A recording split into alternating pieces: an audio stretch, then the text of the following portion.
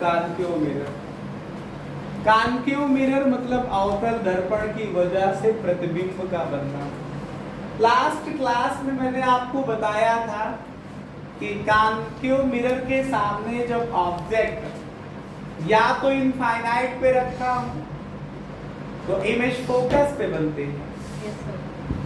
दूसरा केस मैंने कराया था जब ऑब्जेक्ट बियॉन्ड सी हो, मतलब मिरर के सेंटर ऑफ कर्वेचर के पीछे हो, तो इमेज जो है वो आपके पास सी और एफ में सी और एफ के बीच में बनती है।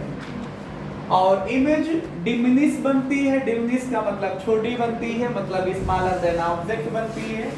रियल मतलब वास्तविक बनती है, इन्वर्टेड मतलब उल्टा बनती है, और बिटवीन सी एंड एफ मतलब फोकस और वक्रता केंद्र के बीच में बनती है।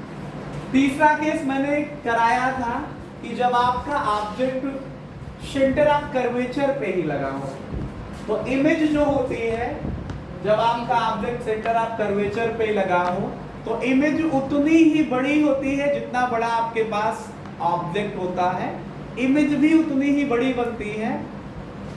मिरर में जो है इमेज जो है उल्टा बनती है, और ऑब्जेक्ट अगर सी पे है तो इमेज भी सी पे ही बनती है, मतलब रियल बनती है, इन्वर्टेड बनती है, equal to the height of object बनती है, और एट द सी बनती है। आपसे ये पूछा जाएगा कि बताइए कि ऑब्जेक्ट अगर कॉन्केव मिरर के सामने मतलब अवतल दर्पण के सामने सेंटर ऑफ कर्वेचर मतलब वक्रता केंद्र पे रखा हुआ है कोई वस्तु या रखी हुई है, तो उसका प्रतिबिंब मतलब इमेज कहां पे बनेगी? तो अगर सी पे है तो सी पे बनेगी, और जितना ऑब्जेक्ट की हाइट होगी उतने इमेज की हाइट होगी। ऑब्जेक्ट की जो इमेज होगी वो रियल होगी, मतलब रियल होगी, इन्वर्टेड होगी, इक्वल टू ऑब्जेक्ट होगी, और एट सी होगी, मतलब सेंटर ऑफ कर्वेचर पे। तो आज हम आपको इसका चौथा केस समझाने जा रहे हैं कि ऑब्जेक्ट जो होगा when ऑब्जेक्ट जो होगा जाकर के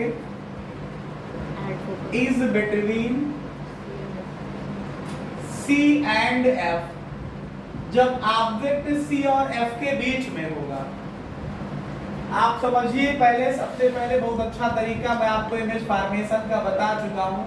आप एक कंपास निकालिए, एक कंपास निकालिए, एक स्केल, एक कंपास निकालिए, कंपास की हेल्प से जो है एक आर्क ड्रा कर लीजिए।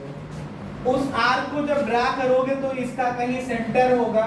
जब इस आर्क को ड्रा करोगे तो कंपास की नोक कागज पे कहीं रखोगे, जो उसका सेंटर होगा उसको ले लीजिए, और ये कॉन्केव मिरर है तो इसको बाहर की तरफ पॉलिश कर दीजिए। बाहर की तरफ जब आप पॉलिश करोगे तो जो इसका मिड पॉइंट होगा, मिड पॉइंट को हम लोग पोल कहते हैं, और ये सेंटर को पोल से मिला दीजिए तो एक लाइन बनेगी, इसको हम लोग प्रिंसिपल एक्सिस कहते हैं। C और P के बीच की डिस्टेंस को नाप लीजिए, मान लो 7 सेंटीमीटर है, एग्जांपल के रूप में मैं बता रहा हूँ। तो इसको आधा कर लीजिए, 3.5 आएगा, 3.5 पे यहाँ पे टिक कर लीजिए, ये पॉइंट फोकस कहलाएगा।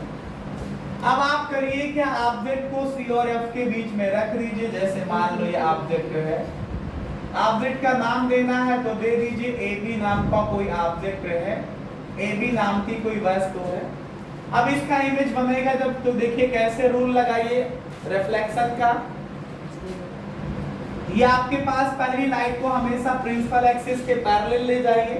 प्रिंसिपल एक्सिस के पैरेलल जाने वाली लाइट रे रिफ्लेक्शन के बाद फोकस से वापस आ जाती है, इसको बढ़िया से वापस ऐसे करा दीजिए। दूसरी रे को सीधा पोल पे डालिएगा, पोल पे ले जाइएगा, ये जितने डिग्री का एंगल बन रहा उतने डिग्री का एंगल नीचे की तरफ बनाते हुए रिफ्लेक्ट करा दीजिए। तो ऐसे आप देखेंगे ये एंगल और ये एंगल लगभग बराबर दिख रहा है। जब मैंने आपको बना के दिखाया तो एक इमेज बन रही है जो ऐसे होगी, इमेज का नाम हुआ, ये AB ऑब्जेक्ट हुआ तो इसको A डैश B डैश कह दीजिए। ये वस्तु की इमेज होगी, मतलब ऑब्जेक्ट की इमेज होगी, मतलब प्रतिबिंब होगा जाकर के। बस यही है इमेज फॉर्मेशन, मैंने इमेज आपको बना के दिखाया। अब अबाउट इमेज, इमेज के बारे में क्या लिखेंगे? पहला तो इमेज का नेचर देखोगे तो रियल है, वास्तव में लाइट रे कट कर रही है, वास्तव में लाइट रे कट कर रही है। दूसरा देखोगे तो लार्जर देन ऑब्जेक्ट है, लार्जर देन ऑब्जेक्ट है, जो वस्तु है उससे बड़ी है। तीसरा अगर आप लोग देखोगे तो अभी आपका ऑब्जेक्ट सी और एफ के बीच में था ना, तो इमेज सी के पीछे चली गई, बियॉन्ड सी है, सी के पीछे बनेगी। चौथा आपके पास पहला रियल है, लार्जर देन ऑब्जेक्ट है, बियॉन्ड सी है, और उल्टा है, इसको हम बोलते हैं इन्वर्टेड। उल्टा का मतलब इन्वर्टेड, इन्वर्टेड, और इरेक्ट का मतलब सीधा। तो इमेज कैसी बनी है? उल्टी इमेज बनी है। ये आपके पास नेचर मैंने आपको बताया। तो ऐसे आप बहुत अच्छे अच्छे फिगर बना सकते हैं, ठीक है।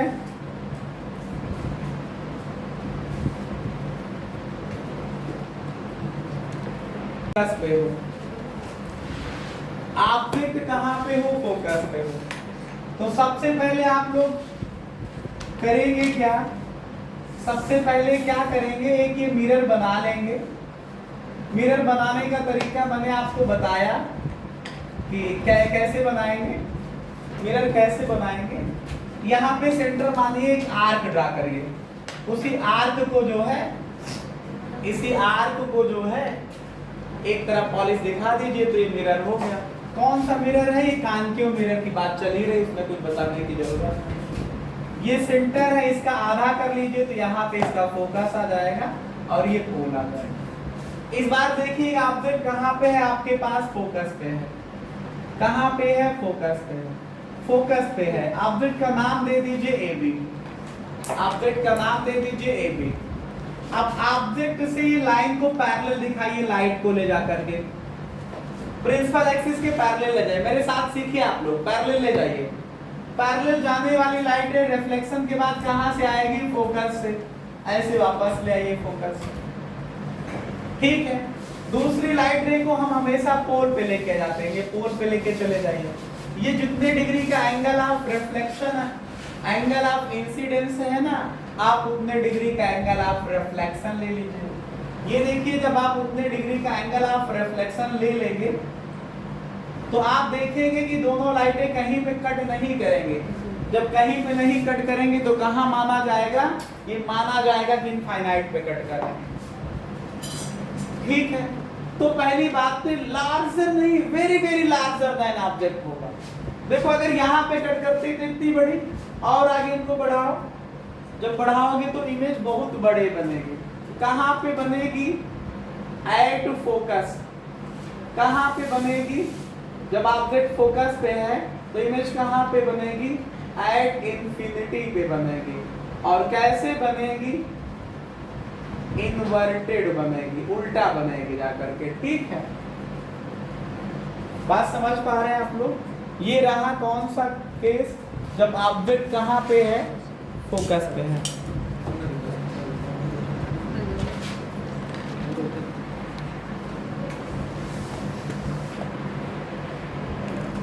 एक इसका लास्ट केस और आप लोग पढ़िएगा, एक इसका लास्ट केस और पढ़िएगा। जब ऑब्जेक्ट जो है is between F and P है, ये केस आपका सबसे मोस्ट इंपॉर्टेंट केस है, इस टॉपिक का सबसे मोस्ट इंपॉर्टेंट केस। फिर से समझिएगा, आप पहले ऐसे मिरर बना लेंगे। मिरर बनाने का तरीका मैंने आपको बताया है, कैसे आप लोग मिरर बनाते हैं वो तरीका मैंने बता रखा है। सबसे पहले करिए क्या? हेलो, कंपास उठाइए, कंपास से एक ऐसा आर्क खींच लीजिए, जहां पे उसको फिक्स करके रखोगे वो सेंटर होगा और ये पॉइंट पोल होगा।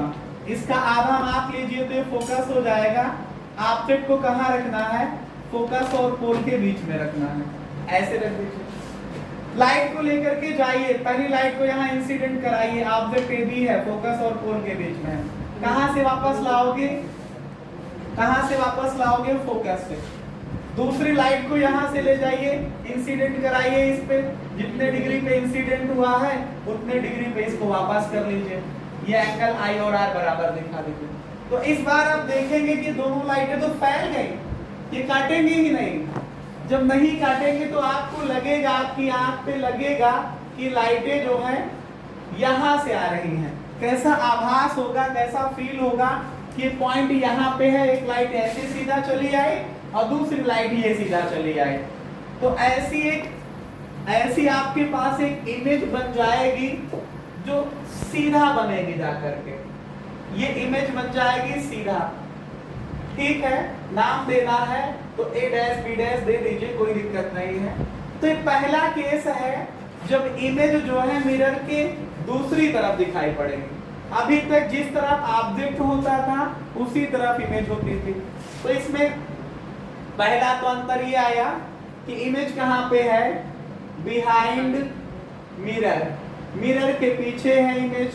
दूसरा, इस बार देखिएगा इरेक्ट है, इरेक्ट का मतलब सीधा है, इरेक्ट है, इरेक्ट का मतलब सीधा है, इरेक्ट है। इमेज कैसी है, इरेक्ट है। तीसरा क्या है, लार्जर देन ऑब्जेक्ट है, ऑब्जेक्ट से बड़ी दिख रही है आपको ये। चौथा क्या है, ये सबसे मोस्ट इंपॉर्टेंट इस वजह से है कि अभी तक जितनी इमेज बनती थी वो रियल बनती थी, और ये इमेज जो है ये वर्चुअल है। वर्चुअल का मतलब आभासी, बिहाइंड मिरर का मतलब मिरर के पीछे, इरेक्ट का मतलब सीधा, लार्जर देन ऑब्जेक्ट का मतलब वस्तु से बड़ा, और वर्चुअल का मतलब आभासी। ठीक है, तो इस तरह से करते हुए जितने भी ऑल पॉसिबल केसेस थे सभी केस मैंने आपको बता दिए इमेज फॉर्मेशन के। अगले दिन हम लोग पढ़ेंगे image formation due to convex mirror. ठीक है, अगले दिन का हमारा यही टॉपिक होगा। धन्यवाद।